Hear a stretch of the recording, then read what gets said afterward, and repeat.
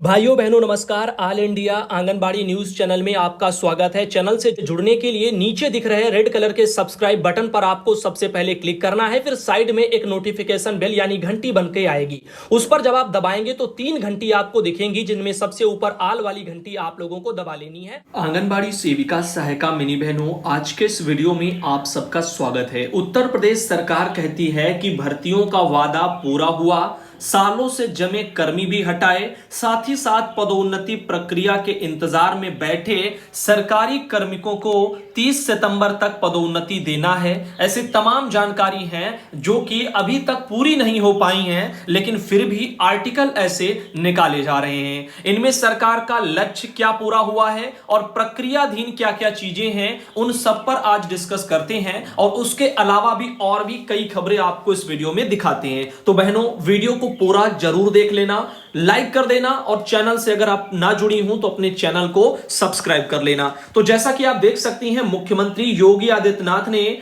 6 माह में सरकारी नौकरियां देने का जो वादा किया था, देखा जाए तो उसे केवल उत्तर प्रदेश अधीनस्थ सेवा चयन आयोग ने ही अपने दम पर पूरा कर दिया।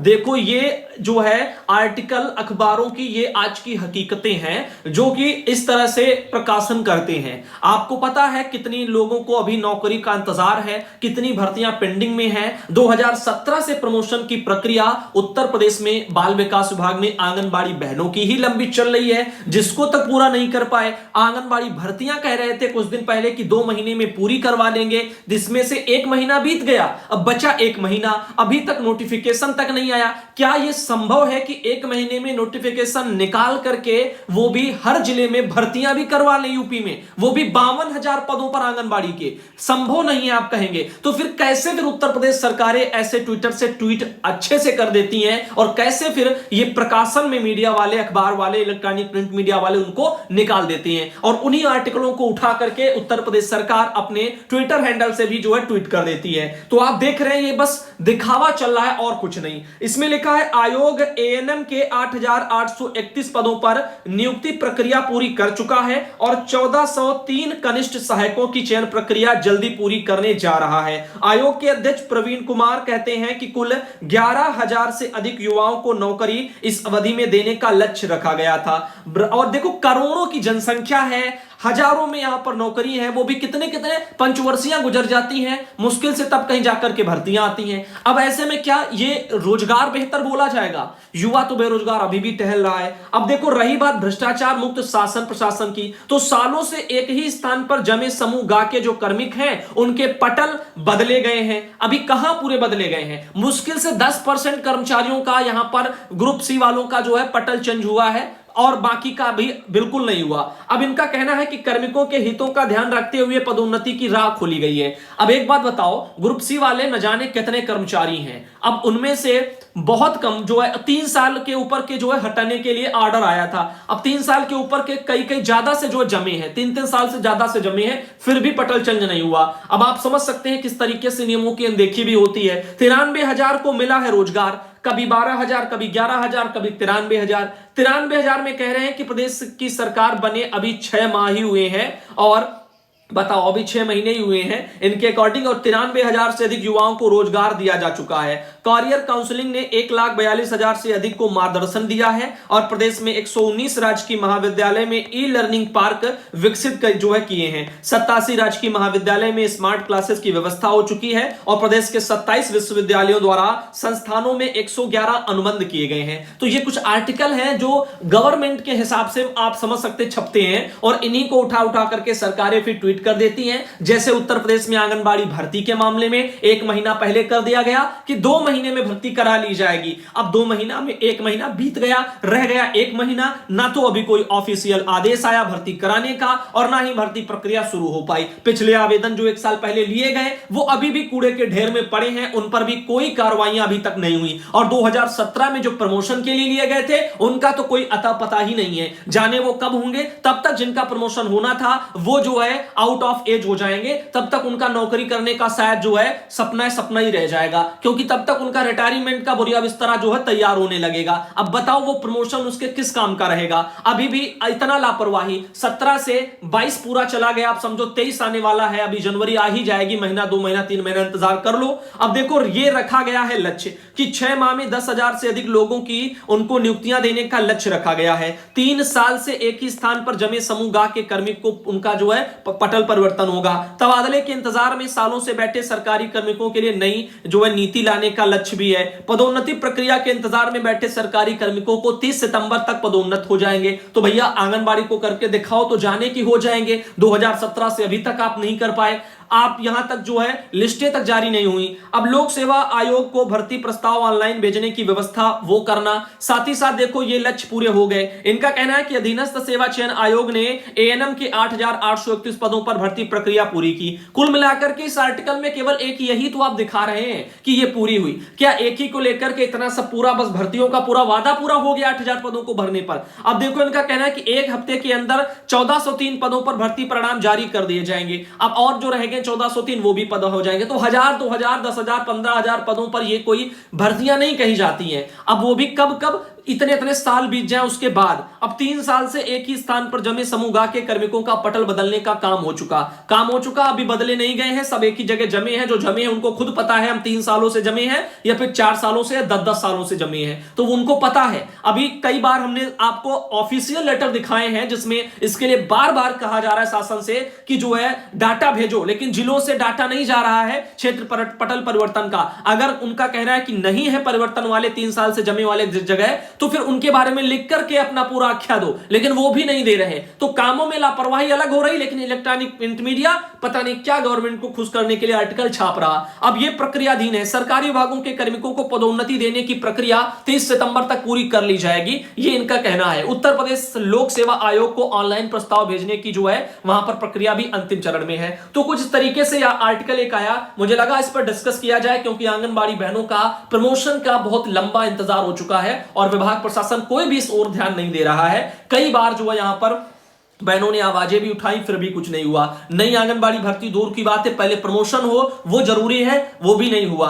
अब यहां पर आप देख सकते हैं महिला स्वयं सहायता समूह की सदस्यों के द्वारा आंगनबाड़ी कार्यकर्तियों पर बनाया जा रहा है अनकह दबाव। तो आप देख रहे हैं ये सूरज अग्रहरी वगैरह लिखा हुआ नाम यहां पर रायबरेली से एक खबर प्रकाशित हुई है। योगी सरकार जिस प्रकार भ्रष्टाचार पर जीरो टॉलरेंस पर काम कर रही है, परंतु सरकार द्वारा महिलाओं को सशक्त बनाने के लिए प्रत्येक कार्य में महिलाओं को बराबर का सहभागिता देने वाली व्यवस्था पर अब इन महिलाओं द्वारा ही लगाया जा रहा है सरकार का साग पर बट्टा। आंगनबाड़ी कार्यकर्तियों पर बेवजह दबाव बनाकर के जिस प्रकार इन सदस्यों द्वारा हस्तक्षेप किया जा रहा है, इसमें विभाग के कार्यों पर विपरीत असर पड़ने भी लगा है। और गवर्नमेंट क्या करती है? गवर्नमेंट को तो भैया अपना वोट चाहिए, उसको कोई भी गलत करे, जिधर उसका वोट पलड़ा भारी है उधर का वो बड़ाई मारते हैं। आप देख रहे हैं समूह के कार्यकर्ताओं को लेकर के कैसे कहीं पर भी जाएं, कुछ भी करें, उनकी बड़ाई जरूर आएगी। क्यों? क्योंकि उनकी तादाद ज्यादा है। अब उनसे वोट लेना है, वो नए नए खुलते भी जा रहे हैं, उसमें कौन सा उनको लोगों को जो है पैसे दे करके रोजगार वो दे रहे हैं। वो खुद ही उल्टे समूह वाले महीना महीना अपना पैसा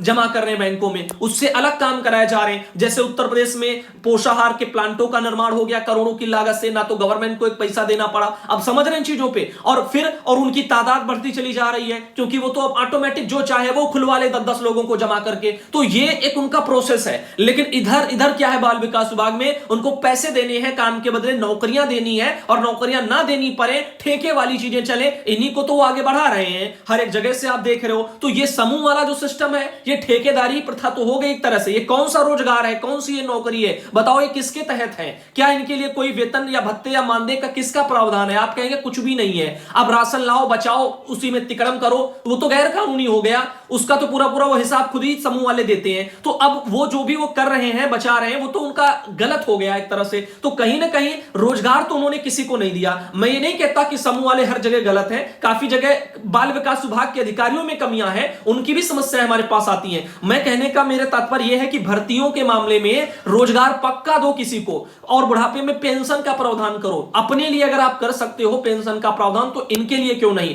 अरे इनके लिए अगर प्रावधान पेंशन का नहीं तो कम से कम जीते जी उनको जब काम ले रहे हो तो उनका ढंग का पक्का रोजगार तो दो। कम से कम बच्चे पढ़ेंगे, अगर उनको राह नहीं रहेगी नौकरी की तो फिर चाह नहीं रहेगी पढ़ने की। अब आप समझ रहे हैं इन चीजों को कैसे मैं आपको बता रहा हूं। अब देखो एक पुष्टाहार यहां पर कह रहे बाल विकास विभाग में ये एक इसका अभिन्न अंग है और आंगनबाड़ी कार्यकर्तियों का विशेष रोल नजर आ रहा है, और इन्हीं के द्वारा विभाग की गोपनीयता भंग की जा रही है, जो कि सोची समझी रणनीति है। और ये सब जो है सूत्रों के हवाले मिली जानकारी के अनुसार महिला बाल विकास सेवा पुष्टाहार की सदस्यों को जिस पारदर्शिता के लिए आंगनबाड़ी केंद्र पर ड्राई राशन का संवेदित जो है शामिल किया गया था, आज जो है वो जो है कोढ़ में खाज का काम करना शुरू कर दिए। अब बताओ कितना तगड़ा एक आर्टिकल प्रकाशित किया गया इस मामले में, फिर भी सरकारें नहीं जाग रही हैं, क्योंकि उनको क्या चाहिए? उनको ऐसी भीड़ चाहिए जो कि उनको वोट बैंक ला करके दे पाए, और वो समूह वाले ही दे सकते हैं, क्योंकि उनकी तादाद आपसे ज्यादा है और वो आगे बढ़ रही है। वो देख लेना करोड़ों में हो जाएंगे, और इसीलिए उन्हीं को वो संबोधित करते हैं, उन्हीं को खुश करते हैं, उन्हीं को रोजगार देने के लिए कहते हैं हमने आपको रोजगार दे दिया।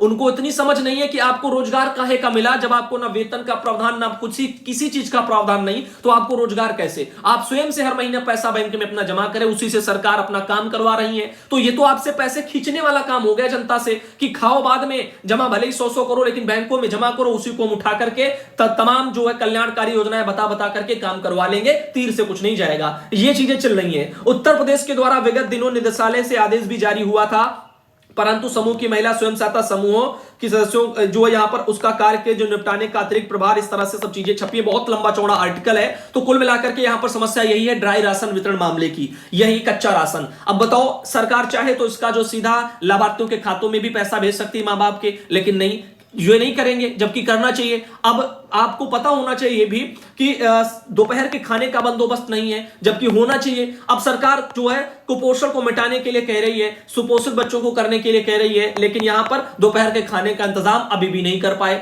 न जाने कोरोना के बाद से कितने राज्यों ने इन व्यवस्थाओं को सुचारू रूप से फिर से शुरू कर दिया, लेकिन यहां पर यूपी सरकार कुछ ध्यान नहीं दे रही है। और तो और जहां कहीं भी देखो, जब जाते हैं तो महिला स्वयं सहायता समूह की सिवाय जो है वो वाहवाही के वो कुछ भी नहीं कहते। आंगनबाड़ी बहनों को हमेशा जो है वो एक दोषी ठहराते हैं इन मामलों में, कि जो है पहले ये था, पहले वो था, ये था, वो था। अरे आपका विभाग, आपके अधिकारी, उनका कार्य है निरीक्षण का, वो निरीक्षण करें, व्यवस्थाएं अपने आप दुरुस्त हो जाएंगी। लेकिन उस ओर ध्यान नहीं है। गवर्नमेंट भी अपना राजनीति खेलती है कि उनको वोट बैंक से मतलब। सावित्री देवी बहन है रायबरेली से, और उनके स्थान जो है वहां से उन्होंने एक आर्टिकल भेजा था, काफी अच्छा लगा। तो दोस्तों इस आर्टिकल की अगर हम बात करें तो स्थानीय नीति 1932 से विपक्ष परेशान है, ऐसा हेमंत सोरेन सरकार का कहना है। तो ये आप देख सकते हैं, जो कि कहना है इनका कि मंत्री के बेटा बेटी व बाहरी को ही पहले नौकरियां मिलती थी, और ऐसे ही जो है अब यहां पर क्या हुआ, इनकी सरकार आई तो सबको मौका मिला। तो ये तो देखो राजनीतिक मुद्दे हैं जो हर सरकारें एक दूसरे पर आरोपित करती रहती हैं। सुखाड़ जो है राहत के लिए गांव तक जाएं अधिकारी।